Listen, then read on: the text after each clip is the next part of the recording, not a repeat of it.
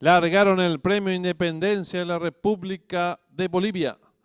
Sale a enseñar el camino al participante número 4, señor Api, pequeña ventaja sobre el número 6, Depredador, que le presenta lucha. Abierto gana terreno número 7, Promesero en la cuarta ubicación, lo vayan haciendo el 8, Pine Runner más atrás el 1. 8 en los competidores en mitad de codo. El número 6, Depredador, pequeña ventaja sobre el número 4. Señor Api, abierto se desempeña el número 7. Promesero en la quinta ubicación, lo viene haciendo por el lado de la pista el 8, Pine Runner, y los competidores de la sexta carrera están en la recta final. Últimos 400 metros para el disco. Va a haber lucha en la delantera por el centro de la pista. Número 7, Promesero. Le toma ahora cuerpo de ventaja. Número 6, Depredador. Tercero se desempeña el número 4, señor Api. Descuenta ya los últimos 200 metros para el disco. Domina fácil el número 7, Promesero. Estira varios cuerpos de ventaja sobre el participante. Número 1, Chonero. Abierta, gana terreno 2. Justina. Pocos metros para el disco. El número 7, Promesero y Juan Figueredo.